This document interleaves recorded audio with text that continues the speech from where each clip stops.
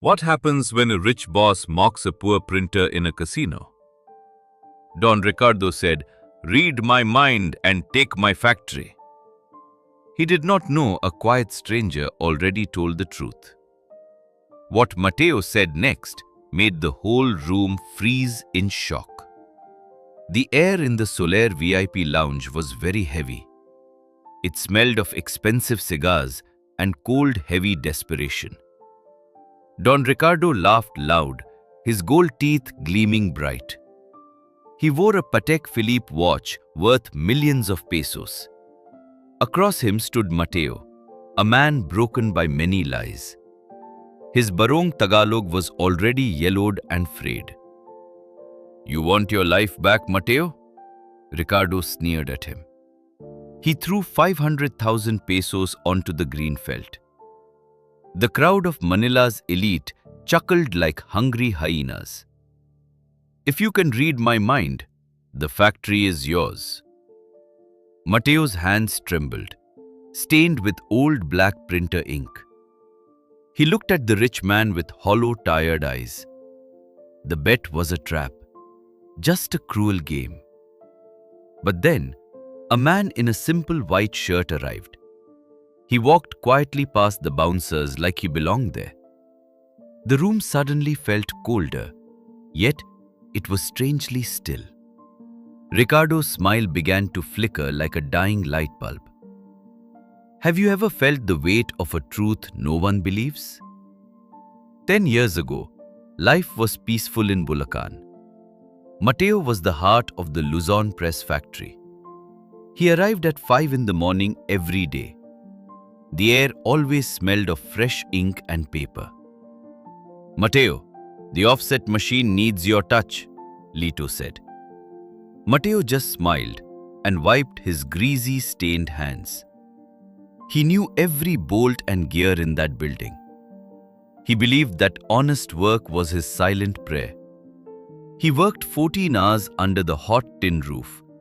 His barong was always clean and pressed back then. He lived in a modest house in Malolo City. His wife Elena prepared spicy adobo for his lunch. They had 2 daughters who loved him very much. Every Sunday, they walked to the local parish church. They always sat in the 3rd row from the front. Mateo didn't ask God for riches or huge fortunes. He only asked for health to provide for them. He drove a silver 1998 Toyota Corolla car. It was old, but it shined like a new coin.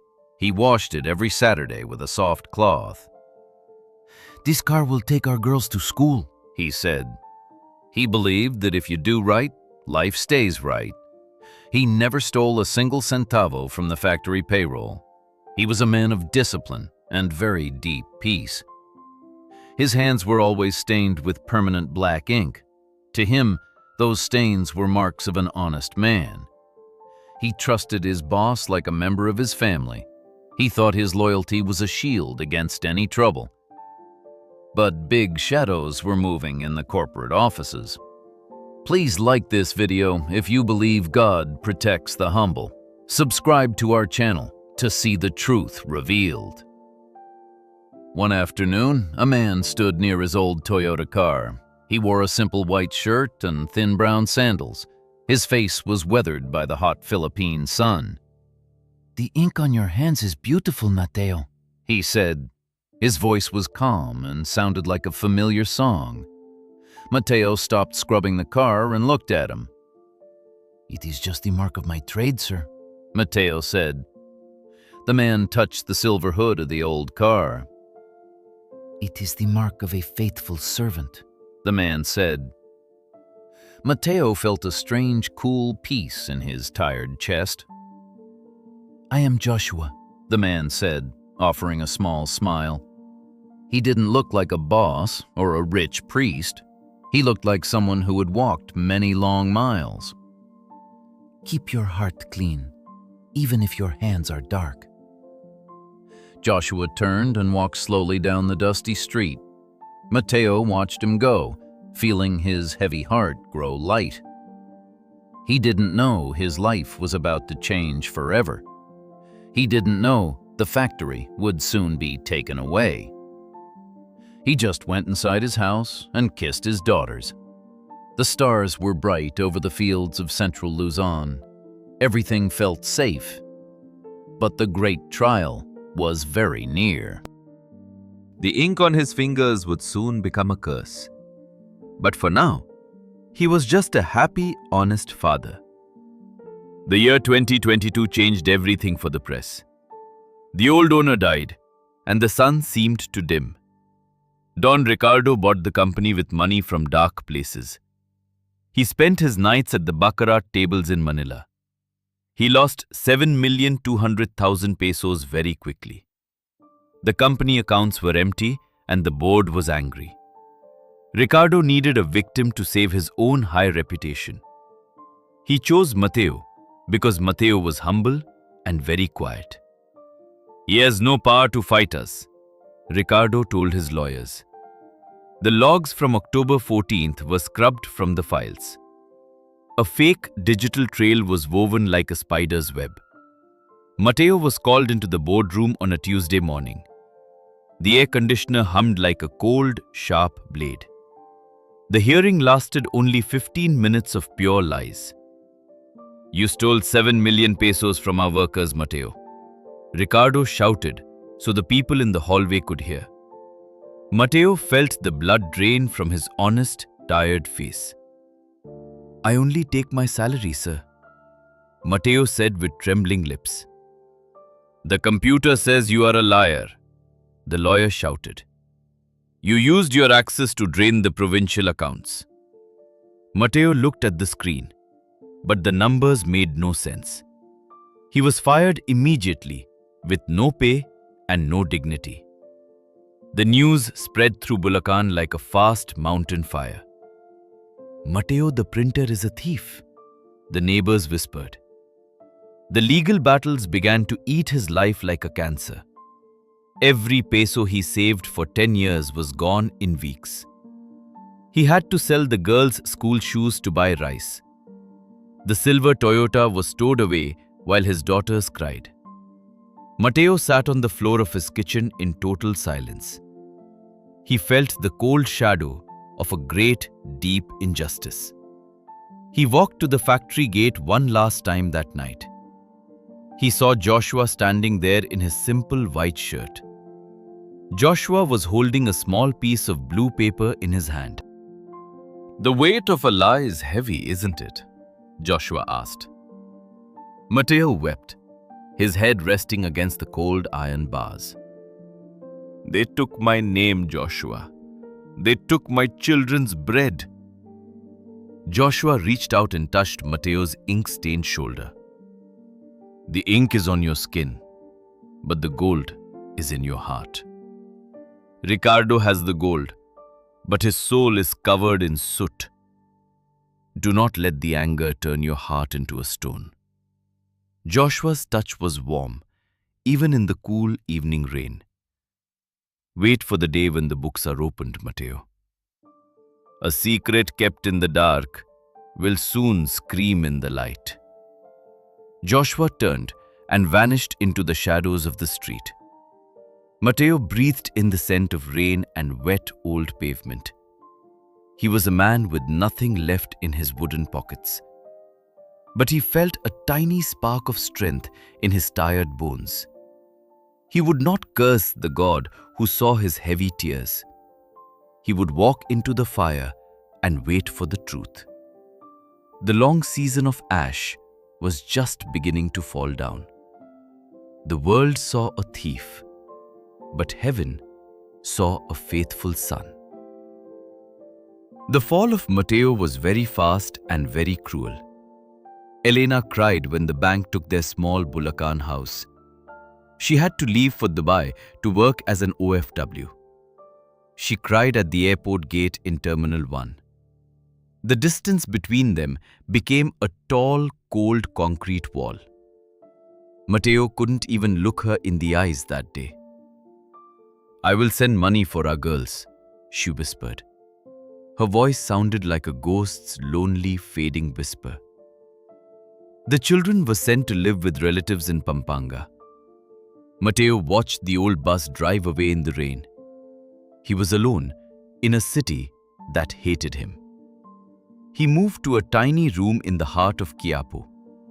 It was 10 square meters of damp grey concrete walls. The ceiling leaked whenever the heavy tropical storms came. Soon, even that small room was too expensive for him. Mateo became a shadow on the dark Manila streets. He slept on pieces of cardboard near the old church. His fine barong was now just dirty, torn brown rags. His skin turned dark from the sun and city soot. He looked like a ghost among the busy, living people. He sat near the Black Nazarene every single day. He watched people live the lives he once had. The hot anger in his heart turned very cold. It became a mechanical, heavy kind of deep numbness. He didn't cry for his lost printing machines anymore. He didn't even dream of the sweet scent of ink. Mateo stopped praying to a God who felt silent. Mateo had lost everything, and his faith was almost gone. If you believe that God never abandons those who suffer in silence, please like this video and subscribe to our channel.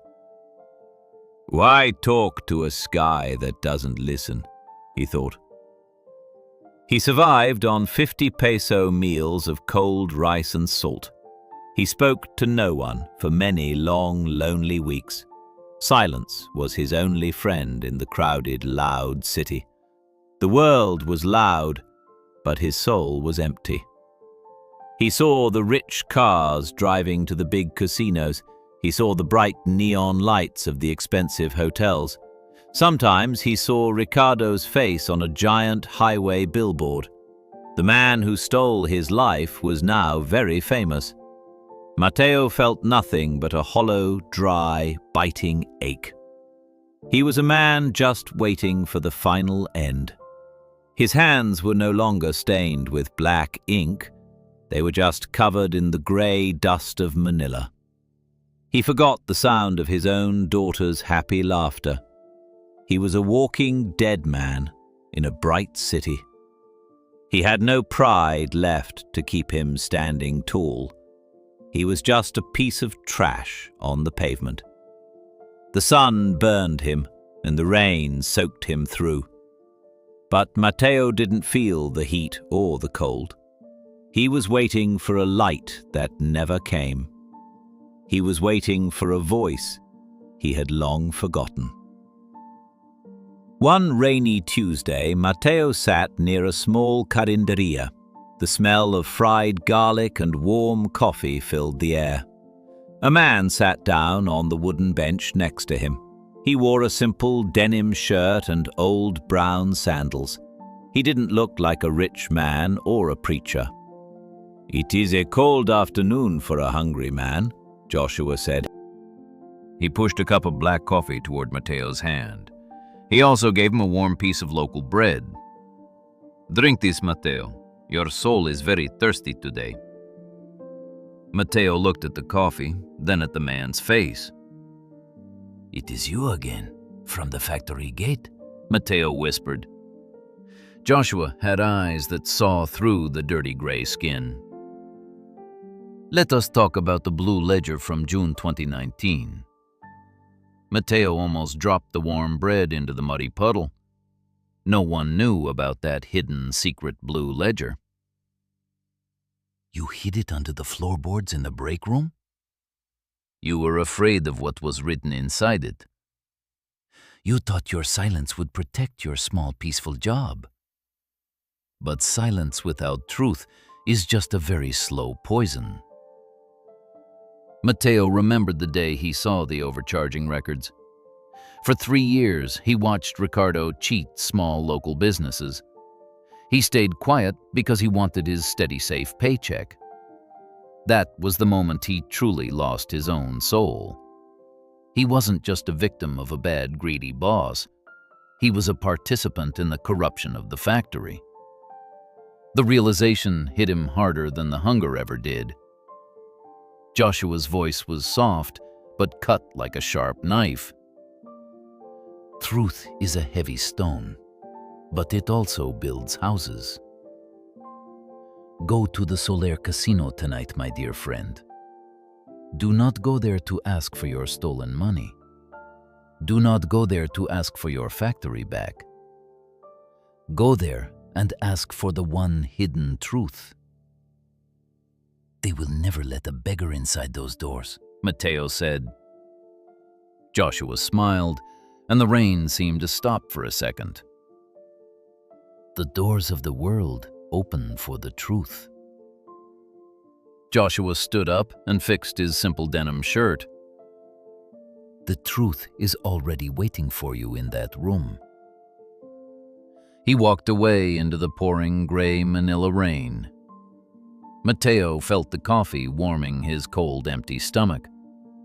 For the first time in years, he felt a spark. He stood up and wiped his face with a rag. He began the long walk toward the bright lights. He wasn't a beggar anymore. He was a messenger. The blue ledger was calling him from the dark past. He had to face the man who destroyed him. But first, he had to face his own silent sin. The city lights looked like fire in the wet streets. He walked with a purpose he had long forgotten. Matteo walked through the wet streets of Quiapo. His feet were heavy like wet grey clay. He reached the doors of the old church. The smell of melting wax was very strong. He sat in the very back wooden row. He did not look at the golden altar. He looked at his own scarred, dirty hands. He remembered the blue ledger very clearly now. It was hidden under the factory floorboards. In June 2019, he saw truth. Ricardo was stealing from local sari-sari stores. He was adding extra fees to every bill. Matteo knew this was a very big sin. But he had a mortgage in Bulacan then. He had daughters who needed new school bags. I will stay quiet to protect my kids. He told himself that lie every single night. He thought silence was a very small price. Now he realized silence was a heavy debt. He was not just a victim of Ricardo. He was the one who helped lies grow. He traded his soul for a steady paycheck. The poverty he suffered was a bitter medicine. He stayed in the church for 4 hours. He did not ask God for more money. He did not ask for his silver car. Lord, give me strength to be honest now, even if honesty sends me to a jail. A man sat in the pew behind him. It was Joshua in his simple denim shirt. His presence felt like warm morning sun. The truth is not a weapon, Matteo. Joshua spoke softly like a summer breeze. The truth is a key for your heart. You carried that ledger for 3 years. It was heavier than any printing machine. Matteo felt a hot tear on his cheek. I was a coward, Joshua, Matteo whispered. I let him hurt people because of fear. Joshua touched the wooden back of the bench. Fear is a room where lies are born. But you are standing in the light now. Go to the casino and speak the truth. Do not fear the man in the tower. The building is made of stolen gold. Your soul is made of something eternal. Matteo breathed in the quiet, holy air. He felt the numbness leaving his tired body. He was ready to face the rich giant.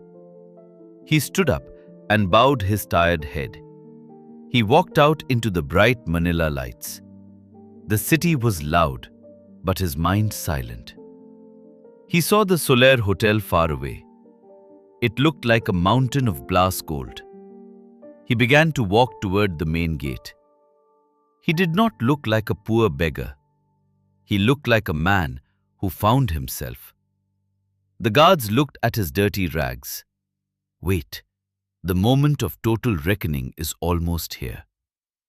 If you feel that God reveals the truth in His time, support this video with a like and subscribe to follow the end of this story. The guards stepped back at the glass doors. They did not stop him from entering in. Something about his face made them very still. It was the look of a holy warrior. He walked past the rows of slot machines. The bells sounded like empty, hollow noise. He walked toward the private VIP elevators. The truth was burning in his dry chest. He was no longer the man who hid. He was the man bringing things to light. The elevator doors opened with a soft chime. He stepped inside and pressed the top floor. The ascent was fast and very smooth. He saw his reflection in the gold mirror. He was thin and his hair was grey, but his eyes were bright with the fire. He was ready to speak the hidden name. He was ready to let truth set him. The doors opened to the VIP lounge room. Ricardo was waiting with his glass of wine. The game of souls was about to begin. The silence in the VIP lounge was very heavy now. Don Ricardo tapped his gold pen on the silk napkin. "Well, Mateo, the factory is waiting for you," he sneered. Tell me the one thing that scares me the most. "Tell me what is inside my head right now, beggar." The rich men around the table laughed very loudly. They held their crystal glasses filled with expensive blue scotch. Mateo took a slow, deep breath of the filtered air. He did not look at the stacks of 50,000 pesos. He did not look at the legal papers on the felt. He looked straight into Don Ricardo's small, dark eyes. "You are not thinking about your printing factory, Ricardo. You are not thinking about your offshore bank accounts today." Mateo stepped closer to the heavy mahogany gambling table. "You are thinking about August 12, year 2015. The gold pen in Ricardo's hand stopped moving suddenly. It was a very rainy night on the Tagaytay road. The fog was thick like a heavy grey wool blanket. You were driving your black European SUV very fast. You hit a small blue tricycle near the fruit stands. Ricardo's face turned the color of old dry bone. The laughter in the room died like a snuffed candle. There was a father and a small boy inside Ricardo. You did not stop to help them in the mud. You drove away and watched the mirrors for police lights. You paid 2 million pesos to make the file vanish. You thought the money washed the blood from the road. Ricardo's hand began to shake like a dry leaf. The pen snapped in his fingers with a loud crack. "How do you know about that night?" Ricardo whispered. His voice was thin and sharp like a broken glass. Mateo looked at the man in the simple white shirt. Joshua was standing near the large glass window overlooking Manila. He was not saying a word, just watching with peace. His presence made the hidden truth feel like bright fire. The sound of the crash never left your ears, Ricardo. Every time it rains, you hear the metal twisting again. You buy casinos because you hate the quiet night air. You think if you own everything, the ghosts will leave. But the truth does not care about your bank balance. Ricardo looked around the room with wild, terrified eyes. He did not see his rich friends or his bodyguards. He saw the wet road in Tagaytay 8 years ago. He saw the small blue tricycle upside down in the rain. The weight of his secret was finally crushing his chest. His power was melting away like ice in the sun. He was no longer a king. He was a murderer. The truth was standing right in front of his face. Mateo felt a strange, deep pity for the rich man. The factory didn't matter anymore to the tired printer. The truth had already done its holy, quiet work.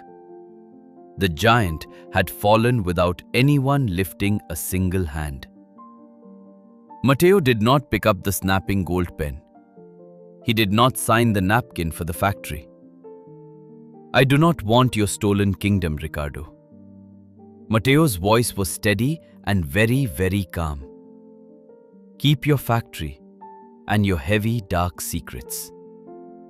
The truth is the only thing I needed. He turned his back on the piles of money. The socialites watched him leave in total silence. He walked out into the fresh morning air. The sun was rising over the Manila Bay. It was a beautiful shade of deep orange.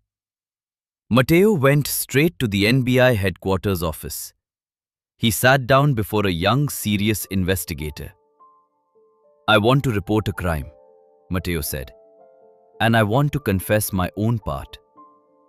He told them about the hidden blue ledger. He told them exactly where the floorboards were. He spoke about the 3 years of silence. I chose my paycheck over the holy truth. Mateo did not ask for a lighter sentence. He accepted a very large government fine. He performed 500 hours of community service. He cleaned the streets he once slept on. Don Ricardo was arrested 10 days later. The Tagaytay hit-and-run case was reopened. The wealthy man's world collapsed like dry sand. The factory was closed for a long investigation. Today, Mateo lives in a village in Pampanga. He is closer to his 2 beautiful daughters.